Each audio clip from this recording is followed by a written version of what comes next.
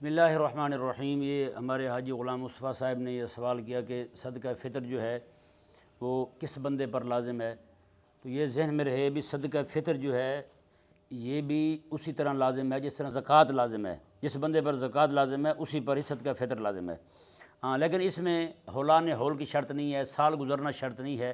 جو بندہ صاحب نصاب ہے صدقہ فطر بھی وہی دے گا۔ عموماً ہمارے ہاں مشہور ہے کہ کسی کے ہاں کو مہمان آ جائیں تو ان کا بھی گھر والے کے خط میں پڑ جاتا ہے، وہی دے گا ان کا فطرانہ، تو ایسی بات بالکل نہیں ہے۔ یہ مسئلہ اس طرح ہے کہ مہمان آ جائیں تو ان کی افطاری گھر والے کو پڑتی ہے۔ اگر ایسا ہو یعنی کسی کے گھر جائے تو صدقہ فطر اسی پر لازم ہو جائے تو پھر تو لوگ بھی اپنی زکوٰۃ بھی کسی کے اوپر لازم کر دیں گے۔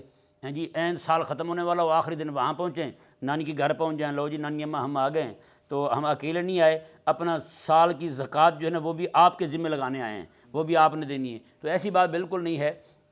ہاں جی، اگر یہی ہو تو پھر تو کسی کے گھر میں بندہ جائے اور نماز کا وقت آ جائے، لوگ کو جی نماز کا ٹائم آ گیا ہے، اب نماز ہماری بھی آپ ہی پڑھیں گے، ہم سے تو نماز گئی، ایسا نہیں ہے۔